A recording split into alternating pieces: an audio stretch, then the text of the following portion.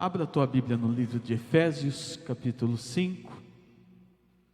Efésios, capítulo 5, versículo 22.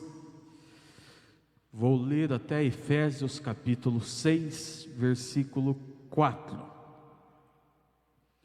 Efésios 5, a partir do verso 22 até o verso 4 do capítulo 6.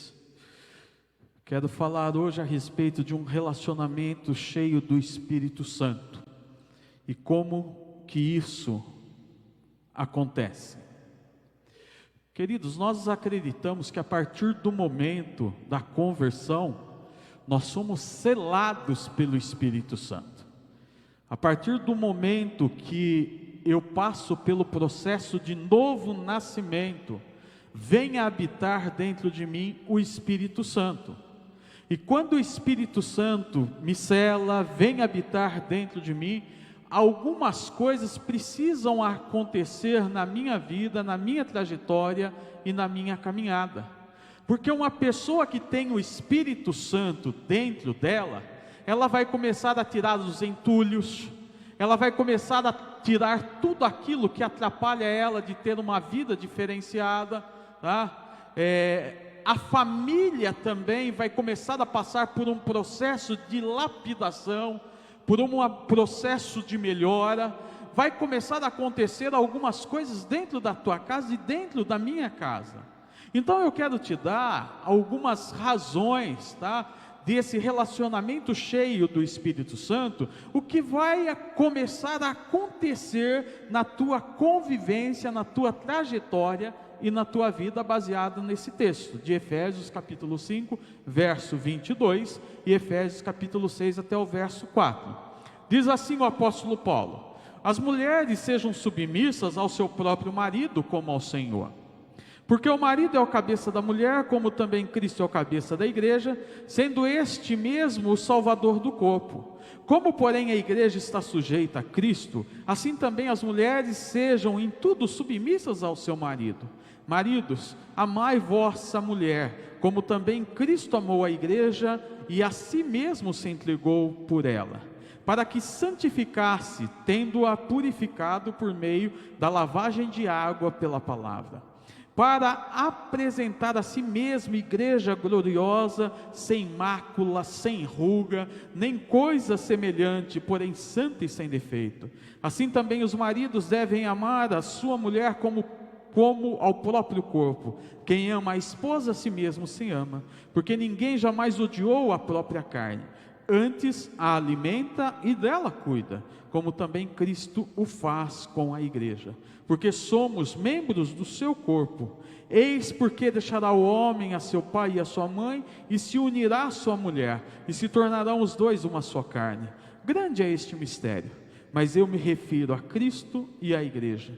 Não obstante, vós, cada um de per si, também ame a própria esposa como a si mesmo, e a esposa respeite ao marido. Filhos, obedecei a vossos pais no Senhor, pois isto é justo. Honra o teu pai e a tua mãe, que é o primeiro mandamento com promessa, para que te vá bem e sejas de longa vida sobre a terra. E vós, pais, não provoqueis vossos filhos a ira, mas criai-os na disciplina e na admoestação do Senhor. Senhor, usa a minha mente e usa os meus lábios. Não permita que eu fale apenas de conhecimentos pré-adquiridos, mas que eu seja, Senhor, usado pelo Teu Espírito para falar à Tua igreja nessa noite. Traga renovo a corações que se encontram perdidos, a famílias que se encontram destruídas. Que o Senhor possa fazer a diferença dentro dessas casas, é que eu te peço, em nome de Jesus, amém. Queridos, parece que esse negócio de família está cada dia mais em baixa e mais furado. As pessoas não estão se casando mais, as pessoas estão indo morar junto, as pessoas estão se juntando, as pessoas estão instituindo uma nova forma de conviver. Por isso que a gente vê de vez em quando algumas discussões a respeito de um novo conceito de família. E a gente tem aí algumas definições que têm nos assustado nos dias atuais. Porque antigamente o sertanejo dizia assim: só não vale dançar homem com homem, nem mulher com mulher, tá? E o sertanejo dizia: a coisa tá feia. Se não tá na mão de Deus, está na unha do capeta, tá? E nós estamos vivenciando todos esses princípios nos dias atuais. Então, a gente tem visto um monte de coisas que não é aquilo que foi instituído por Deus. Como nós vemos lá no livro de Gênesis, e a gente vê Paulo dizendo, a gente vê: deixa homem, pai e mãe, e se una a sua mulher, tá? E daí foi se inventando os novos princípios na caminhada familiar, tá? Não quero entrar nessa discussão. Mas esse fenômeno da família, cada dia que passa, tem nos assustado mais. Porque antigamente, você casava e o teu desejo era ter filhos. Então tinha famílias que tinham 10, 12, 18 filhos. De uns anos para cá, o padrão familiar é 2. E esses dias atrás eu estava lendo um relato aonde o padrão familiar é um filho apenas. E nem esse alguns casais querem ter. Eu não estou falando, seja que você tenha algum problema, não consiga engravidar, não estou falando de nada disso. O que eu estou falando é que casais estão fazendo a opção por não ter filhos. Os casais estão fazendo a opção para ter cachorro, ter gatos, ter hamster, ter um monte de coisa, menos filhos. Menos filhos. Então parece que essa coisa de família, tá? Ela está cada dia mais distante do princípio bíblico, do princípio divino. Porque a Bíblia diz que os filhos seriam como flechas na mão do guerreiro. A Bíblia diz que é feliz aqueles que enchem a casa de filhos. A Bíblia diz que a mulher seria abençoada dentro do lar. A Bíblia diz que o marido seria a bênção na vida da esposa. E sem contar esse novo fenômeno onde a gente casa, mas cada um mora na sua casa.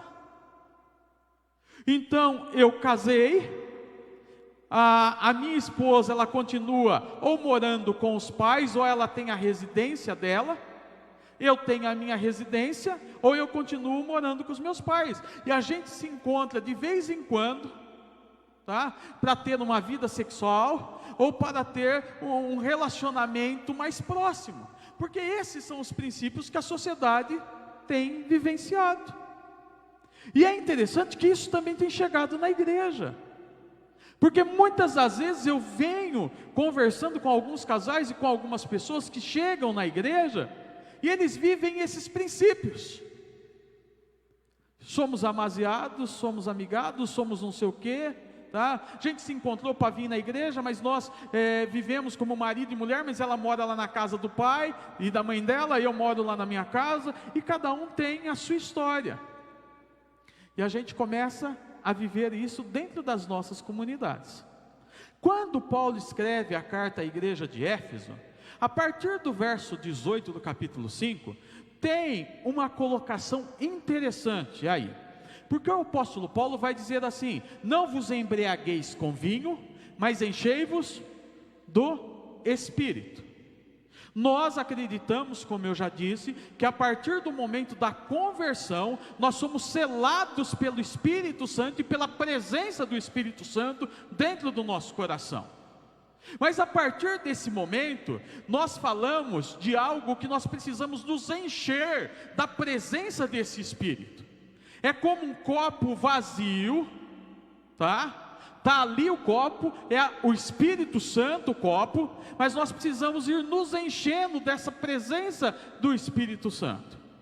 E aí até o verso 20, Paulo vai dando algumas referências a respeito dessa pessoa que é cheia do Espírito Santo. Essa pessoa cheia do Espírito Santo, ela louva. Essa pessoa cheia do Espírito Santo não tem dissolução, ela busca a unidade. Essa pessoa cheia do Espírito Santo, ela tem um coração cheio de júbilo, tá? Essa pessoa cheia do Espírito Santo vive honrando, engrandecendo e dando graças a Deus. Tá? Essa pessoa cheia do Espírito Santo é uma pessoa que se sujeita às outras pessoas. Tá? Até o verso 21, Paulo vai trabalhando esses conceitos. Só que chega no verso 22, Paulo começa a falar a respeito de família. De família. E daí ele vai falar do papel da mulher, ele vai falar do papel do homem, e ele vai falar do papel também dos filhos.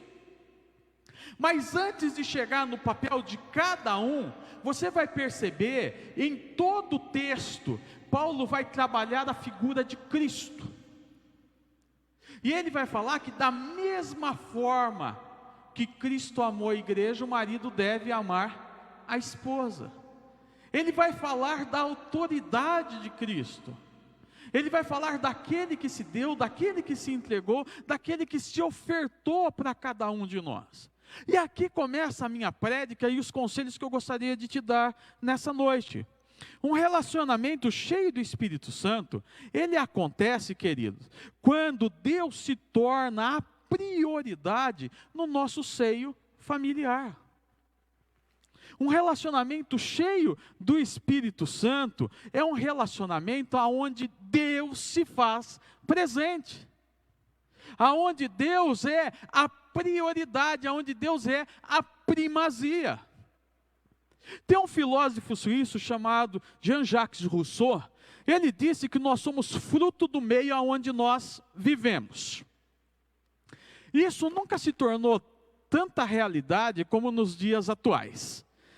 Ele estava falando que nós somos produto do meio aonde nós estamos inseridos. Ou seja, se você é uma maçã boa, e você foi colocada numa caixa de maçã podre, com o tempo você vai apodrecer também. Então, o meio aonde você está, uma hora ou outra, ele vai te influenciar. Você vai se vestir, você vai ter as mesmas atitudes daquele grupo. Essa é a ideia. E parece até uma ideia bíblica, porque nós estamos falando das obras da carne e dos frutos do Espírito na escola dominical. E nós temos visto a respeito de coisas que contaminam a nossa vida, que contaminam a nossa caminhada. E tem coisas que têm contaminado as nossas famílias. Porque quanto mais longe de Deus a nossa casa está, mais contaminado nós estamos das coisas do mundo. Quanto mais Deus se torna menos na nossa vida, mais longe de Deus a gente fica. Se Deus não é a prioridade, se Deus não é a primazia, no seio da família, no meio da família, tem alguma coisa errada. Quantos dos nossos filhos se perdem na faculdade? Nós temos aí professores universitários aqui no nosso meio. O menino chega nos primeiros meses bom na faculdade, crente. Daqui 6 meses o filho já é drogado. Daqui 6 meses o filho já não quer vir mais para casa. Não quer ver mais o pai. Já começa a perder matérias. Já começa a não ir mais nas aulas. Eram bons filhos. Se tornaram dependentes químicos, se tornaram rebeldes. Se tornaram verdadeiras decepções para os seus pais. O grande problema é que a gente vive procurando culpados quando isso acontece lá em casa. Quando o filho falha, quando a esposa falha, o esposo falha, a gente começa a procurar de quem é a culpa. De quem é a culpa porque a minha família está nessa situação. E a gente se esquece que uma casa não é só levantar paredes. Para você construir uma casa, você precisa ter o projeto. Para você construir uma casa, você precisa fazer um estudo do solo, aonde ali você vai construir. Você precisa ver as profundidades das brocas que vão ser colocadas no alicerce dessa casa. Você precisa ver a distância das colunas. Você precisa ver as medidas dos ferros que serão usadas. Para construir uma casa, há vários elementos. E eu quero comparar a casa à família. O principal elemento na construção de uma família é a presença de Deus. E a gente precisa aprender a priorizar a Deus na nossa vida. A gente precisa aprender que Deus é a primazia dentro da nossa casa, dentro do nosso lar. Tem gente que prioriza um monte de coisa, menos Deus. Eu vejo crianças de 4, 5 anos, tá? E até menos, que não sabe nem falar, mas já está fazendo inglês. Nada contra, eu acho que tem que fazer. Tá? Mas o pai não leva para a igreja, mas o pai leva para fazer o inglês. Está aí o Rodolfo, o Gui, que são professores de música, e eu creio que vocês têm iniciação musical lá, para crianças até menores do que essa idade. Nada contra, leve para fazer, isso é bom. Mas o pai não traz na igreja, o pai não traz na escola dominical, o pai e a mãe não investem na leitura da palavra, o pai e a mãe não investem na oração, o pai e a mãe não investem naquilo que deveria ser prioritário na vida da família, que é Deus, que são as coisas de Deus. O grande problema da família é que a gente tem priorizado outras coisas e não aquilo que é essencial, o nosso Deus. E aí deixa eu te dar alguns textos. Mateus 6,33 diz assim: mas buscai primeiro o reino de Deus e a sua justiça, e todas essas coisas vos serão acrescentadas. Buscai primeiro o reino de Deus. Salmo 27, versículo 4 diz assim: uma coisa pedi ao Senhor e a buscarei, que eu possa morar na casa do Senhor todos os dias da minha vida, para contemplar a formosura do Senhor e inquirir no seu templo. Olha o pedido do salmista: uma coisa pedi ao Senhor e eu buscarei, que eu possa desfrutar da presença do Senhor, tá? Filipenses, capítulo 3, versículo 13 e 14. Irmãos, quanto a mim não julgo que o haja alcançado, mas uma coisa peço, e é que esquecendo-me das coisas que para trás ficam, e avançando para as que diante de mim estão, prossigo para o alvo, pelo prêmio da soberana vocação de Deus em Cristo Jesus. O que Paulo está dizendo para a igreja de Filipos, que ele estava procurando crescer no conhecimento de Deus, que era o prêmio, que era o alvo, que era o objetivo da vida dele. A prioridade da vida de Paulo eram as coisas do eterno, eram as coisas de Deus. Ele priorizava esse relacionamento com Deus. O que Paulo fala em 1 Coríntios capítulo 10, verso 31? Assim quer vocês comam, quer bebam, quer façam qualquer outra coisa, façam tudo para a glória de Deus. Tudo o que eu for fazer tem que ter como objetivo a glória de Deus. Tá? Tudo, glória de Deus. Deuteronômio capítulo 13, verso 4, diz assim: sigam somente o Senhor, o seu Deus, e temam a Ele somente, cumpram os seus mandamentos e obedeçam-lhe, sirvam-no e apeguem-se a Ele. Tá? Moisés dando conselho para o povo de Deus: se vocês querem ter uma vida abençoada, se vocês querem ser prósperos, se vocês querem experimentar o melhor que Deus tem para a vida de vocês, priorizem Deus na caminhada, priorizem Deus na vida de vocês, priorizem Deus na família de vocês. O apóstolo Paulo dá essa ideia no livro de Éfeso, no capítulo 5, nos versos lidos, que não adianta nada, não adianta o marido, a esposa, os filhos falarem que são uma família, se Deus não for o centro dessa família, se Deus não for a prioridade dessa família, se Deus não for a pessoa, a presença mais importante nessa família. E aí eu quero te dizer que filhos criados na dependência de Deus são filhos diferenciados. Que famílias diferenciadas são as famílias aonde Deus é a prioridade, aonde Deus está dentro dela. Nós precisamos ter esse relacionamento íntimo com o Espírito Santo. E se o Espírito Santo tem me enchido de tal forma, eu preciso aprender a priorizar Deus lá no meu barraco, lá na minha casa, aonde quer que seja que eu esteja. Mas há uma segunda coisa que eu quero te deixar nessa noite. Um relacionamento cheio do Espírito Santo acontece quando cada membro da família entende a sua função. Entende a sua função. Queridos, cada órgão do nosso corpo, ele tem uma função. Cada coisinha. Cada coisinha. A mulher, ela gosta de tirar a cutícula da unha. Ela vai lá fazer a unha dela, ou ela faz. Mas você sabia que a cutícula tem uma função? Ela tem uma função. Ela tem. Tá? Eu nunca entendi o porquê da gente ter pelos no nariz, pelo nas orelhas, né? Você sabia que tem uma função? Tem uma função. Tem funções. Eu estou falando de coisas simples que de vez em quando passa desapercebido, mas que tem funções. Dentro da família, cada um tem a sua função. Eu moro numa boa casa, que é a casa da igreja, que permite a gente ter cada um lá o seu quarto. Eu e a Arlete temos o nosso, o Vaguinho tem o dele, a Laurinha tem o dela, tá? Então, é uma casa boa, uma casa ampla, uma casa grande. Então, cada um tem. Mas pode ser que você more numa casa onde você tem 2, 3 filhos e você precisa dividir o mesmo quarto entre os dois. Tá? De quem que é a responsabilidade da limpeza?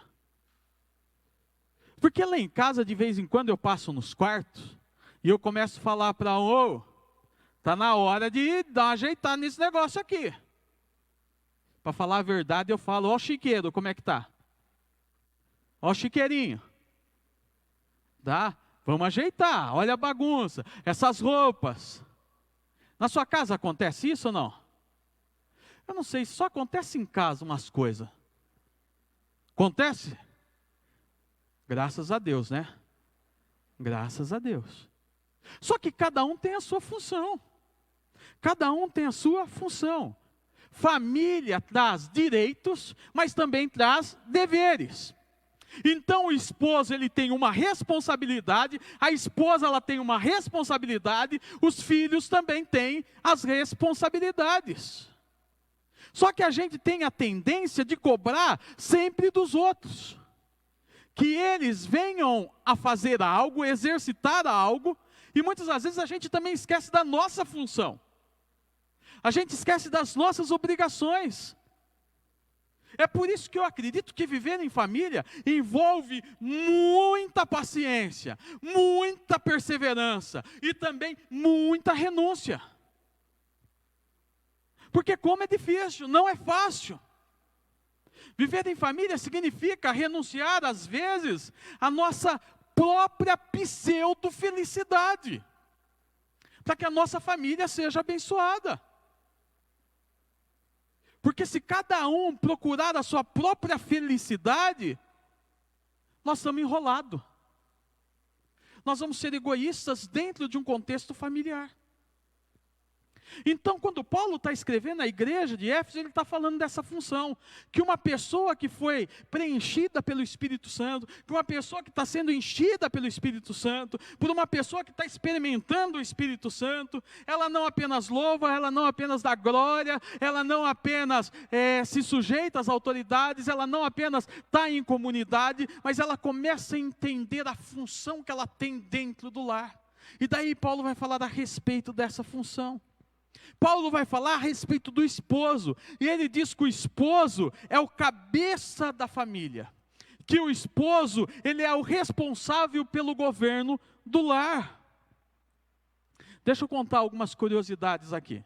No Antigo Testamento, quando a mulher era solteira, ela tinha sob a vida dela a autoridade do pai. Naquela época, a mulher se casava, tá, com quem o pai mandava, ela não tinha escolha. Tá? Era o pai que escolhia. Quando o pai casava a filha, essa mesma autoridade do pai era passada ao marido. A partir do momento, o marido passava a ter autoridade sobre a esposa. Eu gostei de uma citação do reverendo Luciano Subirá, e ele diz assim, ele conta que ele foi realizar o casamento de uma pessoa, e a filha dele de 9 anos, depois que terminou o casamento, disse assim, pai, por que o pai da noiva entra com ela? Por que o pai da noiva entra junto com a moça? E daí ele chamou a filha de 9 anos e disse assim, filha, a hora que o pai está entrando com a menina e o rapaz está lá na frente, tá? O pai tem todo um significado. Ele está levando a filha até o altar e ele está falando assim, toda a autoridade que eu tinha sobre a minha filha, tá? Eu estou passando para você. Toda a responsabilidade que eu tinha sobre a minha filha, agora é responsabilidade tua. Todo o cuidado que eu deveria ter com a minha filha, quem deve ter esse cuidado agora é você. Toda a providência, tudo que eu poderia gerar de sustento para minha filha, agora é responsabilidade tua. E aí a gente vai entender nesse contexto bíblico. Por quê? Paulo vai falar para a gente que o marido tem que amar a esposa da mesma forma que Cristo amou a igreja. Olha a responsabilidade. Ele não é apenas o cabeça do lar. Ele tem que amar a esposa da mesma forma que Cristo amou a igreja. E Cristo se entregou pela igreja, Cristo morreu pela igreja. A ideia é que se for necessário se entregar pela tua esposa, você tem que fazer isso como marido. Mas o texto vai dizendo ainda lá em Gênesis capítulo 2, verso 15, quando Adão está lá no jardim com Eva, tá? Ao criar o homem, Deus lhe deu 2 funções, de lavrar e guardar o jardim. O esposo é aquele que é provedor das necessidades da família. Como eu disse a você, quando o pai leva a esposa até a frente, ele está falando assim, olha, agora você é o provedor da tua família. Como eu já disse a você também, em Gênesis capítulo 2, versículo 15, tem essa ideia de proteção. Então, qual que é a tua função como marido? Tá? É ser cabeça do teu lar, é amar a tua esposa da mesma forma que Cristo amou a igreja, é ser provedor da tua casa, é ser protetor da tua família. Mas a Bíblia fala do papel da esposa. Paulo vai usar a figura de submissão, mas eu gosto mais da figura aqui de auxiliadora e de ajudadora. A palavra auxiliadora vem do hebraico ezer, que significa ajuda, socorro. E a ideia que o texto nos traz é a ideia daquela que está ao lado do marido nos momentos difíceis, nos momentos de tensão, nos momentos de luta, ajudando, socorrendo, tá? No que for necessário. O papel da esposa não é tacar gasolina. O papel da esposa não é abanar para o fogo pegar mais rápido. O papel da esposa é de auxiliar, é de ajudar, é de ser, muitas das vezes, a voz da razão dentro de casa. O marido, ele é o provedor. A mulher, ela é a auxiliadora. Por isso que eu não concordo com alguns ditados que tem aí fora, tá? O judeu, quando ele vai andar nas ruas lá em Jerusalém, ele vai na frente, o judeu, tá? O pai, com o filho mais velho. E atrás vem a mulher com o resto dos filhos. Porque significa que ela é menos, que ela foi criada da costela dele, que ela tem que ser menos que ele. Eu não tenho essa ótica. Para mim, a mulher não anda nem na frente nem atrás, a mulher ela anda do lado do marido. Porque a mulher que anda do lado do marido, ela vai ser bênção. A mulher que anda do lado do marido, ela vai ser bênção na família dela e na casa dela.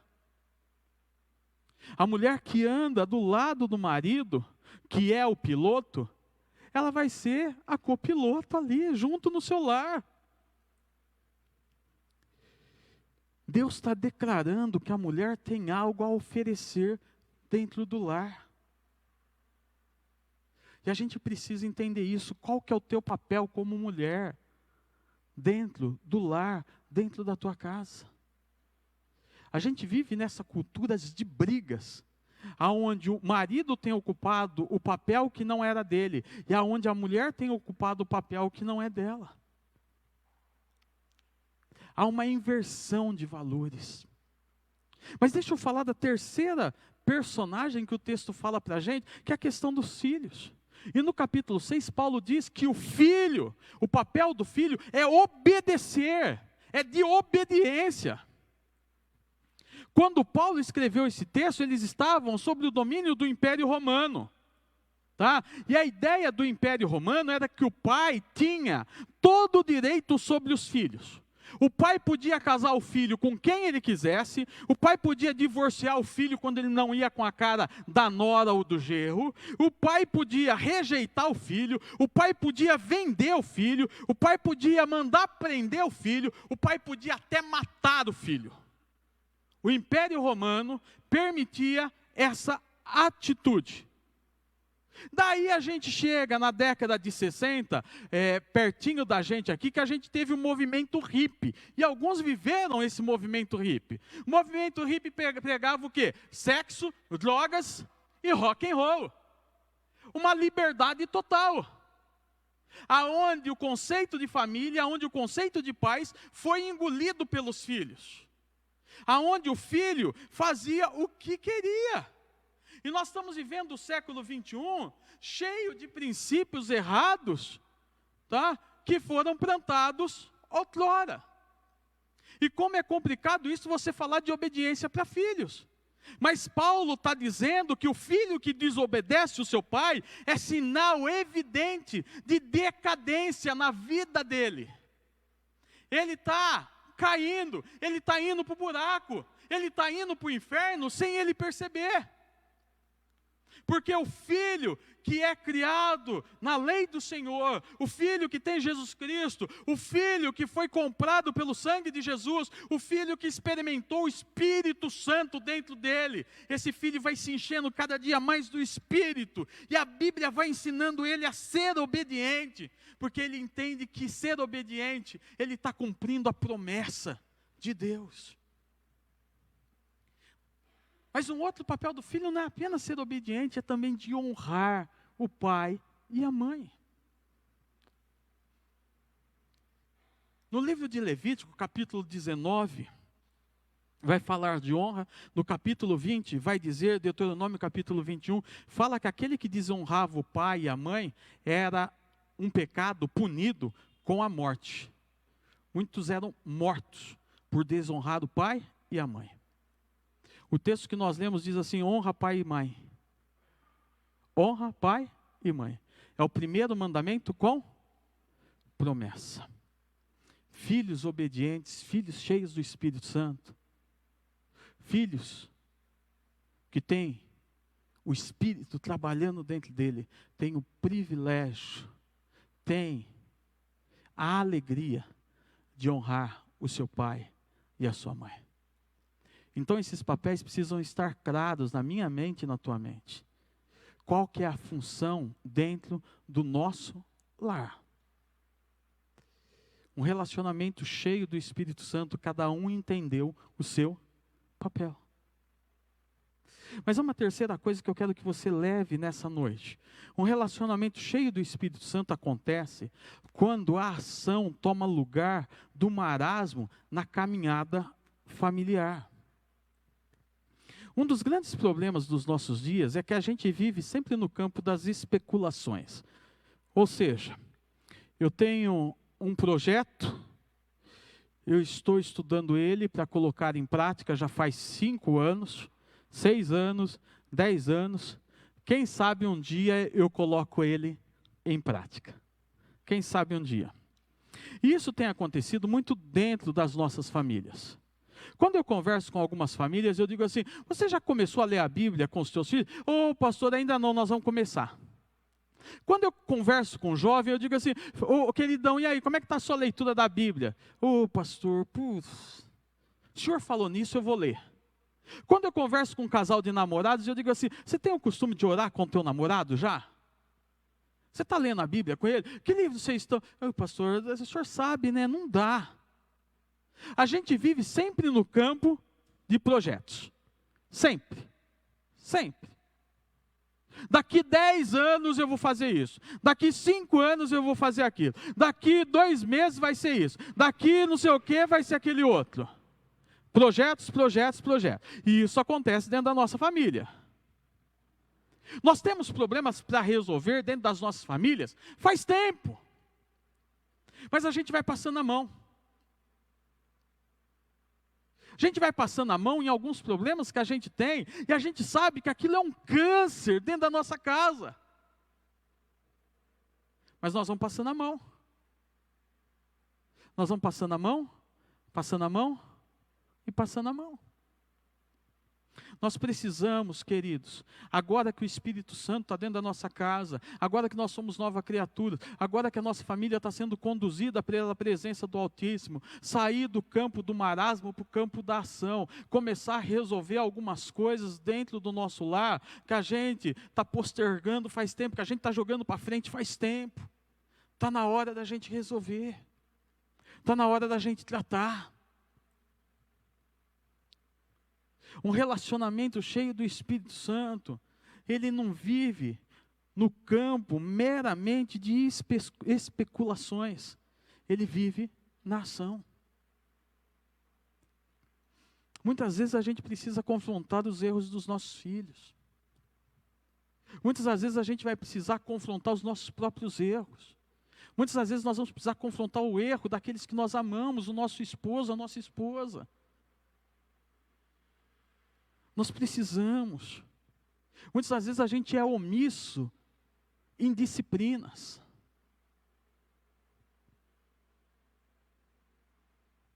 Conversa com o teu filho, não seja omisso em determinadas coisas. Eu tenho visto casas onde os filhos dominam, onde os pais perderam a função deles há tempo. Há tempo. Você já foi no supermercado e viu uma criança dando show? E o pai olha para a criança e fala assim: ele é sempre assim. Mas o pai não faz nada para mudar. O pai não tem uma iniciativa. A mãe não tem uma iniciativa. O cara tem 40 anos, está dentro de casa, não trabalha. Sabe quem paga as contas? O pai. Quantos pais pagando aposentadoria de netos porque o filho ou a filha não conseguem assumir a responsabilidade? Tem que sair desse campo. Você tem que sair do pare e começar a andar. Eu queria tanto ter uma vida abençoada, mas o que eu tenho feito para ter essa vida abençoada? Eu queria tanto ser um servo diferenciado na igreja, eu queria tanto sentir a presença de Deus, eu queria tanto ser cheio do Espírito, mas o que você está fazendo na tua vida? O que você está fazendo da sua vida? Um relacionamento cheio do Espírito Santo, ele sempre busca o melhor. Um relacionamento cheio do Espírito Santo, ele está sempre procurando se envolver, ter intimidade com Deus. Ele vai à luta. Ele não fica parado. Ele cria caminhos de comunicação dentro da sua casa, ele cria laços afetivos de qualidade, ele tira tempo para investir na vida relacional. A sua família está sempre passando por esse processo de enchimento da presença do Altíssimo.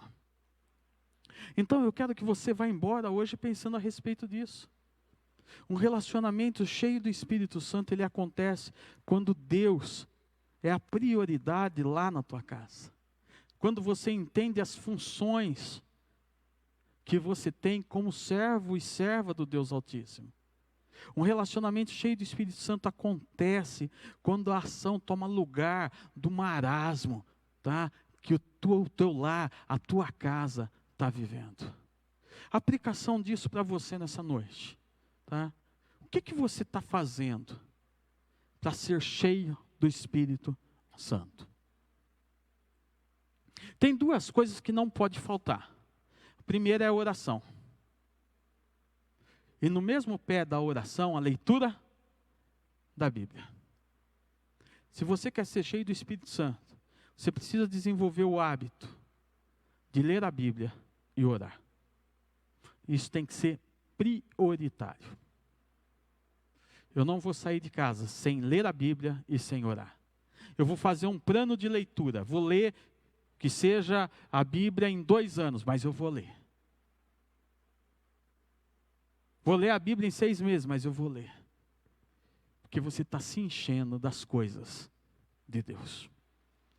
Que Deus nos ajude a sermos parecidos com Ele. Que Ele nos ajude a sermos cheios da presença dEle. Vamos orar? Senhor, aquilo que o Senhor colocou na minha mente, nos meus lábios, eu espero que tenha sido passado. Mas eu te peço, Senhor, nessa noite, que aquilo que eu falei seja como uma espada cortante no coração de cada um. Faz a diferença. Faz a diferença, Senhor, em vidas que se acham convertidas, mas que na verdade, Senhor, vivem tão longe de Ti. Famílias, Senhor,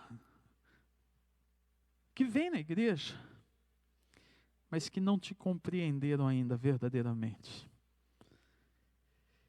Eu te peço, Senhor, reina nesses corações, profundamente.